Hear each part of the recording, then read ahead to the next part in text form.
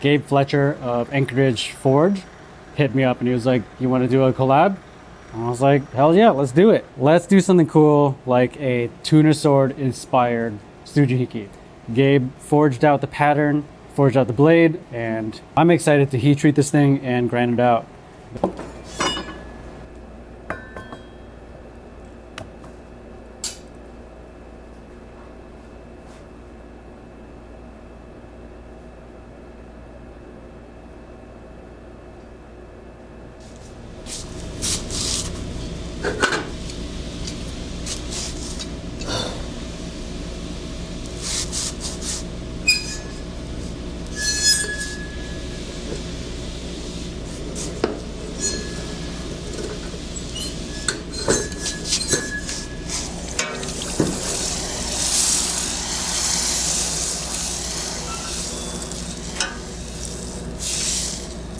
Smoky. Holy shit, Smoky. Well, could you do the favor and open the garage door? Thank you.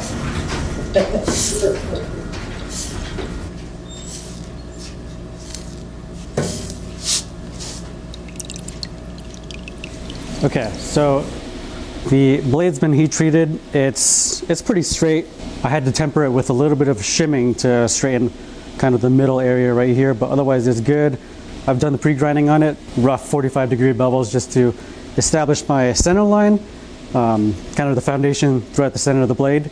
I'm gonna try this new Norton Razor Star 36 grit belt.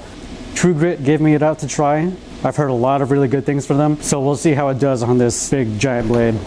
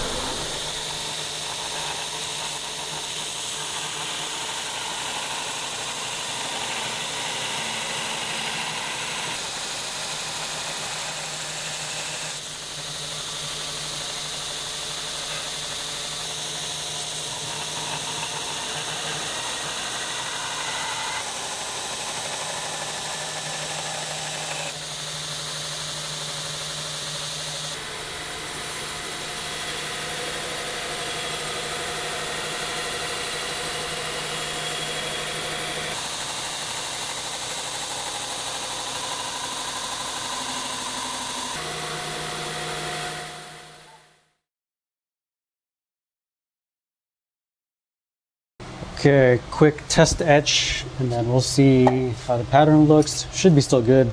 I didn't take off much of the edge profile at all. And the pattern goes all the way through cross-sectionally. So quick dip in acid, and then baking soda water to neutralize. And there's the pattern, if you can see it.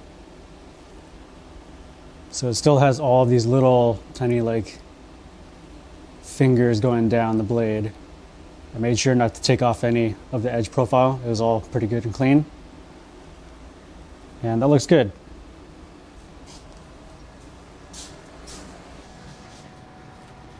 Okay, Sam, you can't move.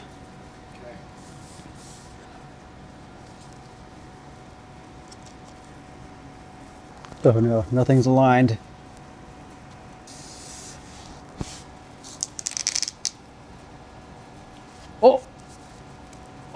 I think I got it. Oh, look at that. Perfectly. Oh, these scissors suck. Falling apart. Oh no. Perfectly melded sheets of paper. There's only a slight gap.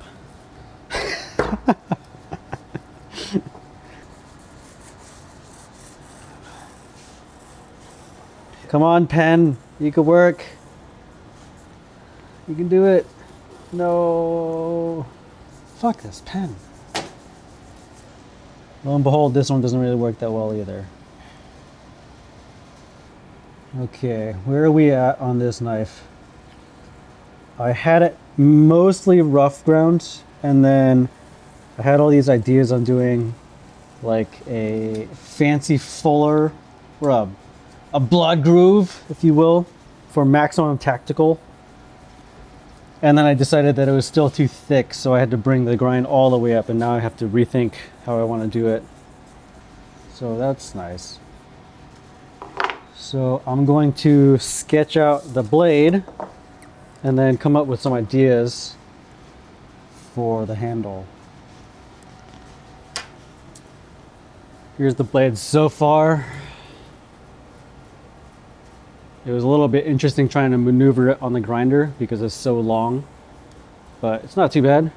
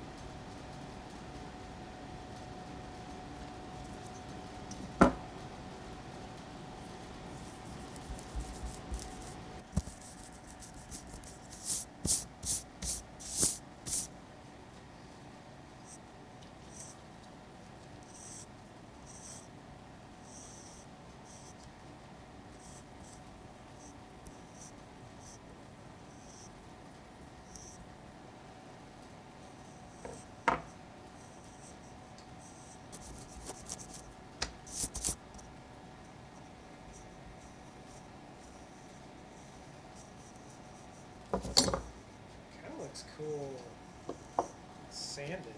There's a little bit of that etch like hides. So I've drawn a few different ideas. I want to do a fuller. It's not going to be a traditional like fuller of like a Japanese sword or anything like that. Like this is not it's not even a Japanese sword. I'm not sure what I'm going to do with the tip yet. I kind of want to follow this line right here, but depending on the geometry and the fuller, we'll see. This transition right there is going to be the trickiest bit. Usually you have a flat right there and then the fuller sits in it. That's like the most common form that you see, but this doesn't have the flat. I needed this to hit a certain geometry, and by that time it was too thin to bring this flat way more forward. So really I'm just going to try doing the fuller and just seeing what happens. These are a few handle shapes that I drew out just to see. This is what I was leaning towards initially, is to do this kind of like spiral, semi-spiral fluted design that I've kind of done before, but I've never done one where they go so far lengthwise and so almost parallel in line with the whole thing. But I like the asymmetry of like kind of having two tight up top and then like one towards the bottom there. That's kind of like a cool, I don't know. It looks nice to me and it flows well with the pattern. I was wondering how I was going to even do this, because you have to kind of break it down into sections. So like this would be a facet, and I would basically create another facet and blend those together. Same thing with this. And I was doing that. I looked at the potential idea, and to me, actually, that would be kind of cool also. It'd be a lot trickier because there's less blending, and you can't get away with kind of like massaging these lines more. Like they have to be spot on perfect, and this is a really complicated faceted shape.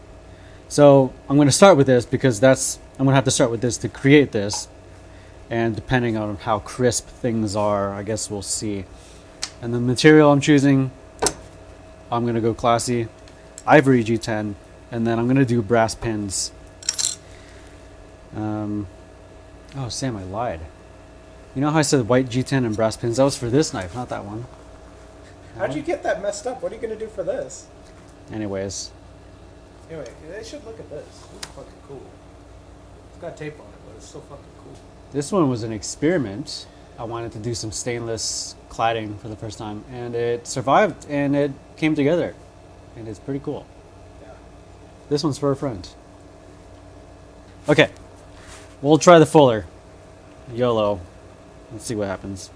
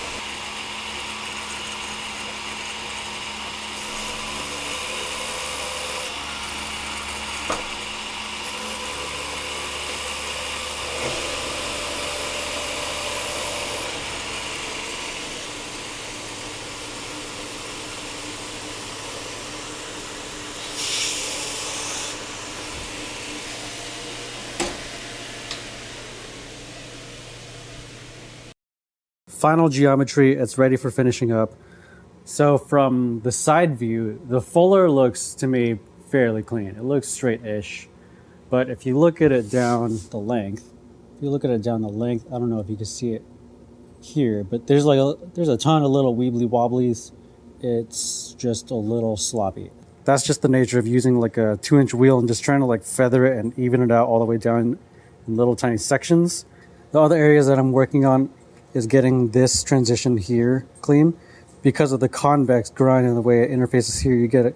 There's kind of like a weird line, and I'm not good enough on the grinder to get that super clean. So that's going to take some handwork to blend this area and get this flat. I'm also trying to get an upward angle on the end of the fuller right there. And that's like Dremel work, using a little tiny cutter and getting in there and doing the best that I can. Now it's the fun part. Hand sanding, using stones, and getting all of it crisp. But once that's done, then it's good to go. So we'll just try out this stone and kind of hit the two faces and see where we end up. I'm just going to blend these two facets here. It's kind of like a blended facet. Make that kind of one smooth continuous one, and then hit that guy.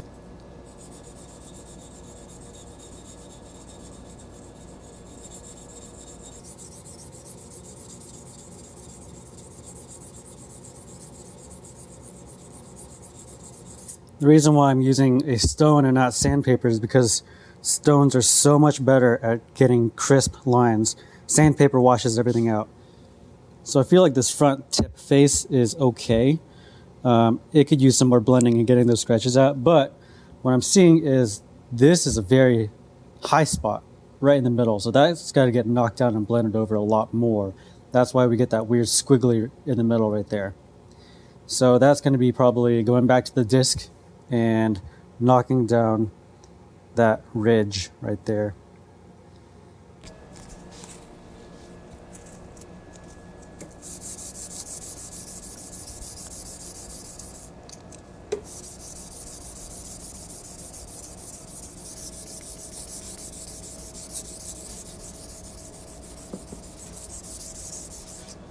Ooh, scary.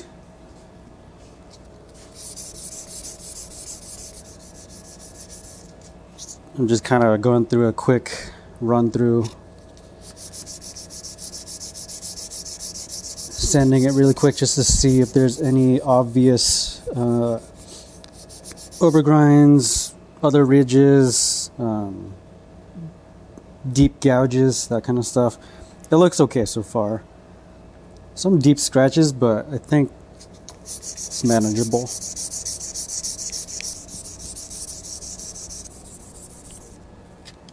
Not too bad.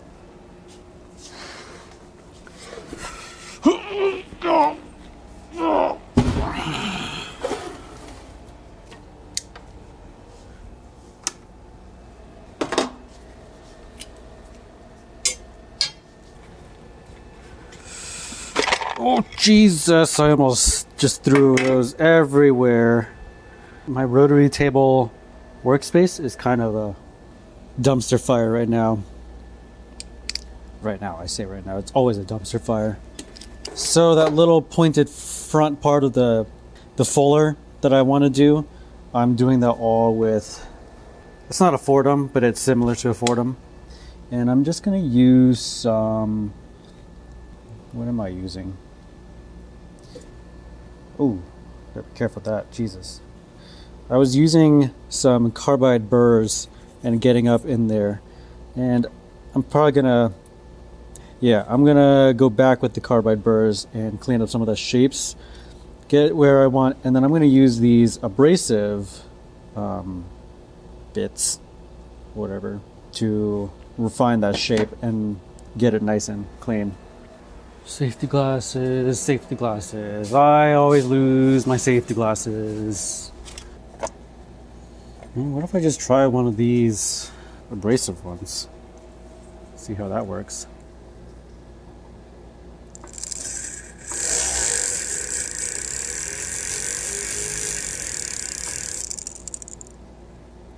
That might work.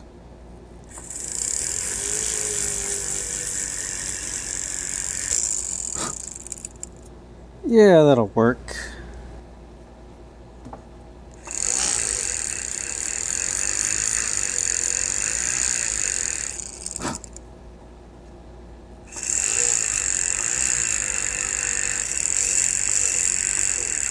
Oh, that's what I'm trying not to do, is slip onto the bevel. Is this a lot of painstaking little detail work for a tiny, tiny effect? Yes. Is that who I am? Yeah.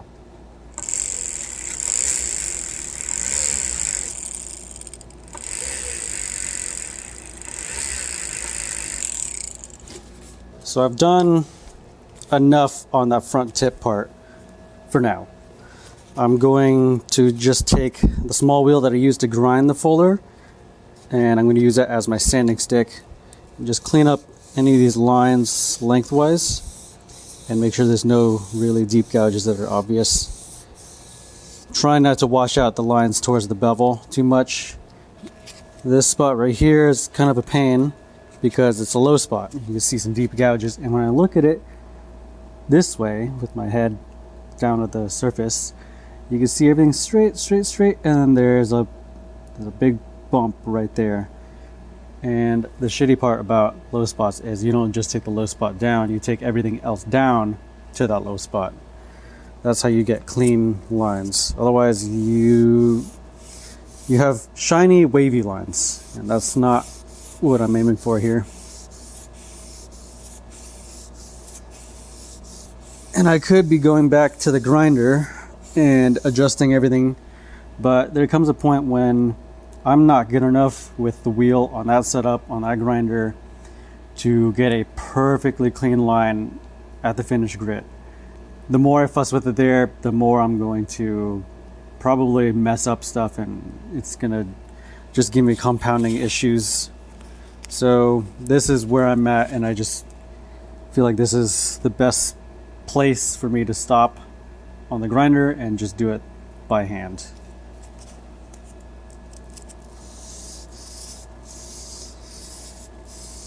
And I think this is where I will pause the video, because this will be my job for the next couple of days.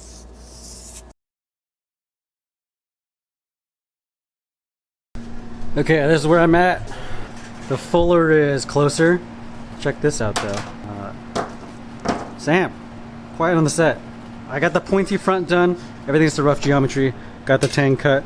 Tomorrow I gotta get this tested, and I need a temporary handle, so we're gonna do that really quick. Oh, I didn't even do the shoulders. Oh well, good enough. Need some handle material. Oh.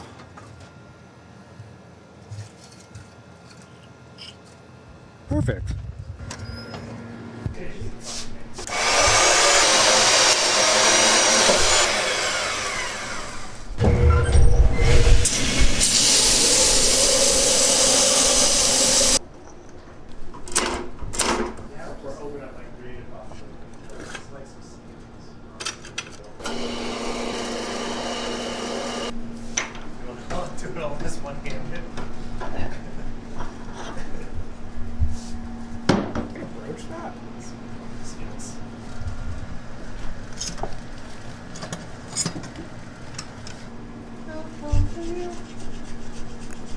Oh, I would get mean if you're done once you're done with that. What? No fun allowed. No fun allowed. Everybody stop. I need the audio. Everybody stop having fun. I'm gonna try a carbide long end mill in a hand drill, because that'll work. Ooh.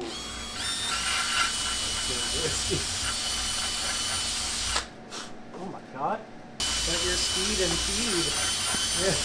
I have speed and feed. Speed and feed. Why have we never done this before?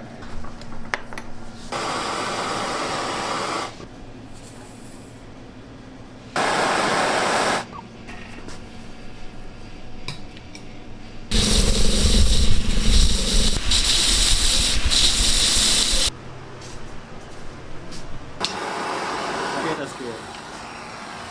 Oh shit.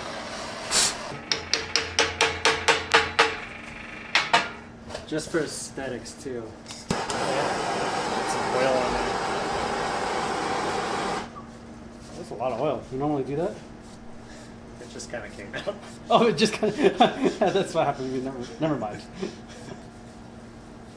And it's ready for blade shell.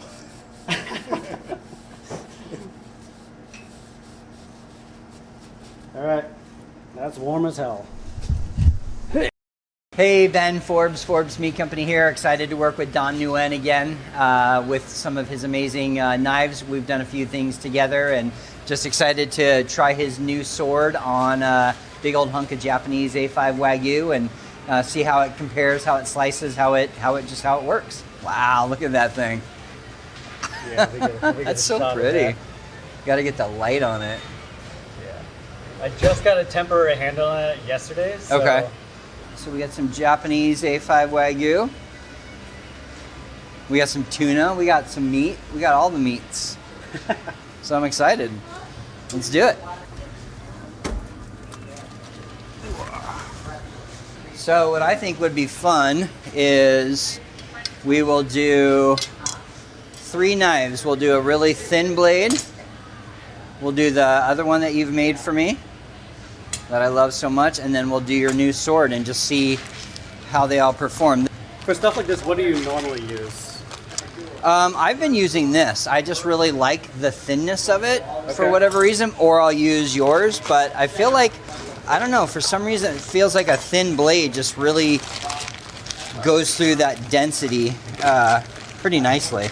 Yeah, I mean, this stuff is literally like a rock.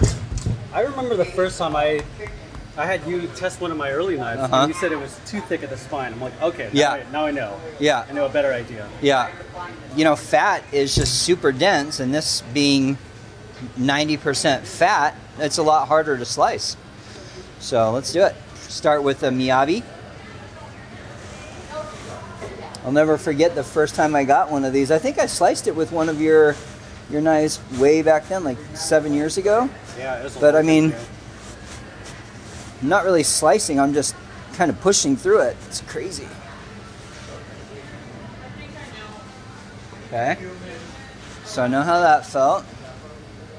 I'm just gonna keep going so that I can see the feel. And that one's definitely thicker. Yeah. Yeah.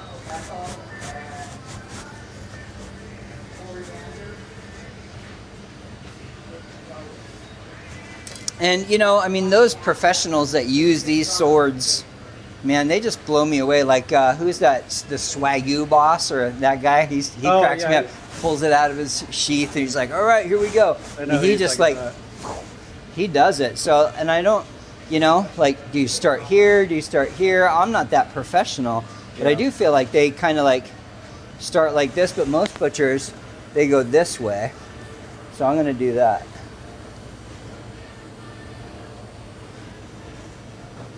Ooh. I don't think... Wow. Super sharp, that's for darn sure. And then to slice it like a piece of fish, you know, is super easy to slice through in comparison. You know, so they start up here and we'll just go straight back. I don't think you could do that this way. Yeah, it's just so dense. Yeah.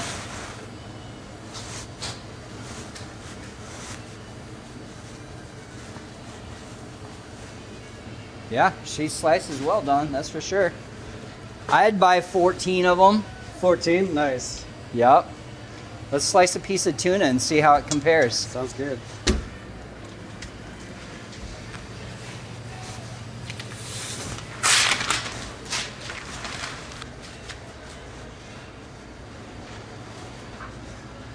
Beautiful, yeah.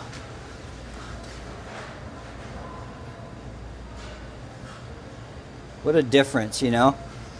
Just, there's nothing to it. Yeah.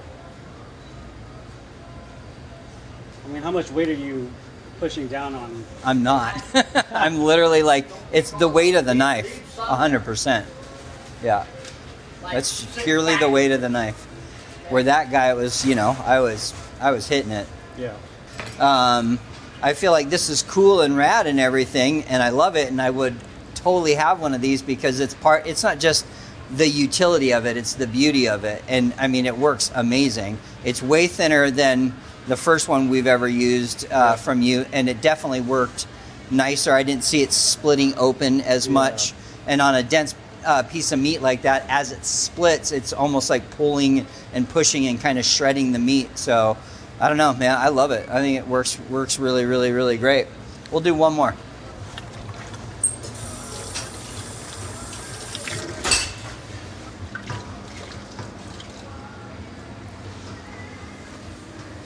You know, there's a giddiness about it too right now, just because it's so rad. Okay, one more.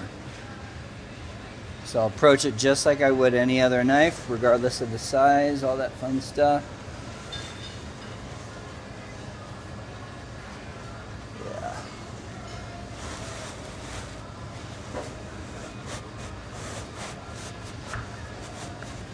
Maybe I'm just a wimp too, you know? But, whoa, she works good. I mean, I feel like of the things you can cut, this is unique. Like, how many other things have this kind of characteristic where it's like so tall and dense? Yeah.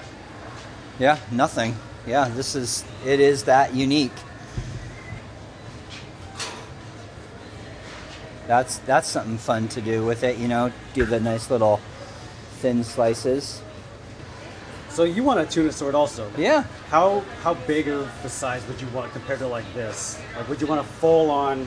I don't know. You know, I've seen them so big, like and I think it depends on the size of the tuna that you're cutting. Like, and I mean, this would be so fun to use to like split a beef carcass in half too. Yeah. Just to get the initial cut before using the saw, because it is so big, and you can just literally stick it in and just do it in one full slice. And I think that's what people like about stuff like this, is that you can, you know, do a gigantic slice. Like, what, you got twice the blade or 1.5 times the blade? Yeah, and that's not a small knife over there. Right. Yeah, and this thing's huge. This one, you mean? Yeah. Yeah, exactly.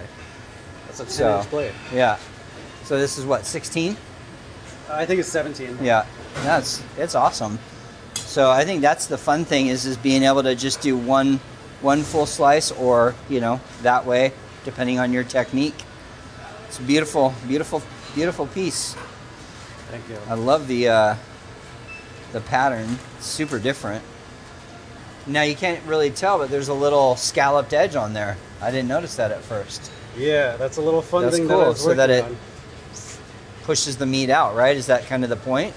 Kind of for looks. Is it more also aesthetics? Yeah, but that's what they say. They say that scalloped edge keeps things from sticking to the blade. Yeah, it does reduce the surface area, which is the whole idea. Yeah.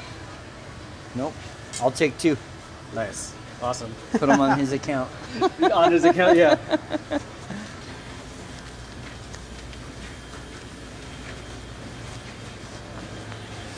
I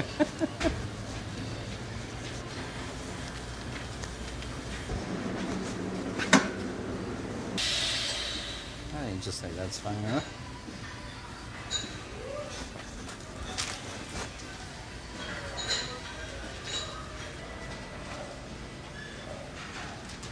Awesome, man. Thanks for the help. Yeah, man.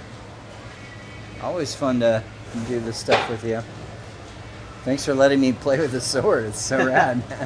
And then it gives me a good idea on what you might want in the future, too. Yep.